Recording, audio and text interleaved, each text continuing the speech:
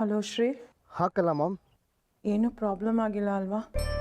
ಏನು ಪ್ರಾಬ್ಲಮ್ ಆಗಿಲ್ಲ ಮಾಮ್. ಆದರೆ ನಾವು ಹೋಗೋದು ಸ್ವಲ್ಪ ಲೇಟ್ ಆಗಿದ್ದಿದ್ರು ಏನಾಗ್ತಿತ್ತು ಅಂತ ಹೇಳೋದು ಕಷ್ಟ. ಸದ್ಯ ದೇವ್ರು ದೊಡ್ಡವನು, ಏನಾಗದೆ ಎಲ್ಲರೂ ಸೇಫಾಗಿ ಸಿಕ್ಕಿದ್ರು. ಎಲ್ರೂ ಜಾನು ಮನೆ ಕರ್ಕೊಂಡು ಹೋದ್ಲು. ಅವ್ರಿಗೇನಾದರೂ ಆಗಿದ್ದಿದ್ರೆ ನಾನು ಖಂಡಿತ ಬದುಕಿರ್ತಿರ್ಲಿಲ್ಲ ಶ್ರೀ. ಪ್ಲೀಸ್ ಕಲ ಮಾಮ್, ಹಾಗೆಲ್ಲ ಮಾತಾಡಬೇಡಿ.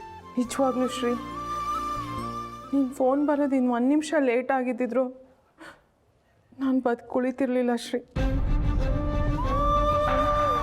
ಸಾಯೋ ಅಂತ ಕಷ್ಟ ಏನು ಬಂದಿತ್ತು ಮಾಮ್ ನಿಮಗೆ? ನಿಮ್ಮನ್ನೆಲ್ಲ ಬಿಟ್ಟು ಬದುಕೋಕ್ಕಿಂತ ಇನ್ಯಾವ ಕಷ್ಟ ಇದೆ ಹೇಳು ಶ್ರೀ. ಹಾಗಂತ ಸಾಯೋ ನಿರ್ಧಾರ ಮಾಡ್ತಾರೆ ಯಾರಾದರೂ? ಮತ್ತೆ ನಿಮ್ಮನ್ನೆಲ್ಲ ಕಣ್ ತುಂಬ ನೋಡಿ ಮಾತಾಡ್ಸ್ಕೊಂಡು ಹೋಗೋಣ ಅಂತ ಬಂದೆ, ಹೇಳ್ಕೊಳೋಣ ಅಂತ ಬಂದೆ. ಆದರೆ ಜಾಹ್ನವಿ ಬಿಟ್ಟು ನಾನು ಯಾರೂ ಸರಿಯಾಗಿ ಮಾತಾಡಿಸ್ಲೇ ಇಲ್ಲ. ನೀನು ಕೂಡ ಶ್ರೀ. ಅದು ಹಾಗಲ್ಲ ಮಾಮ್. ನಿನ್ನೆ ನನಗೆ ಸಿಗೋ ಕೆಲಸ ತಪ್ಪು ಹೋಯಿತು ಅಂತ ಎಲ್ಲರೂ ಬೇಜಾರಾಗಿದ್ರು, ಅದಕ್ಕೆ ಹಾಗೆ ಮಾತಾಡಿದ್ವಿ.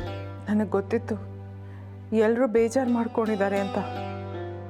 ನಾನು ಮಾಡಿದ ತಪ್ಪಿಗೆ ಸರಿಯಾದ ಶಿಕ್ಷೆನೇ ಕೊಟ್ಟಿದ್ದಾರೆ ಬಿಡು.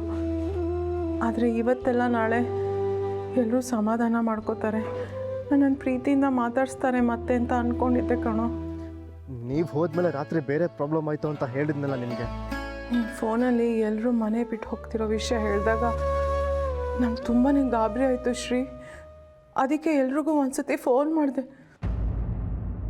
ಆದರೆ ಯಾರೂ ರಿಸೀವ್ ಮಾಡಲಿಲ್ಲ. ಲಲ್ಲು ಅಂತೂ ಫೋನ್ ಮಾಡಿ ನಾವೆಲ್ಲ ಈ ಲೋಕನೇ ಬಿಟ್ಟು ಹೋಗ್ತಾ ಇದ್ದೀವಿ, ನೀನು ಮಾತ್ರ ಇಲ್ಲಿ ಸುಖವಾಗಿರು ಅಂತ ಹೇಳಿಬಿಟ್ಲು.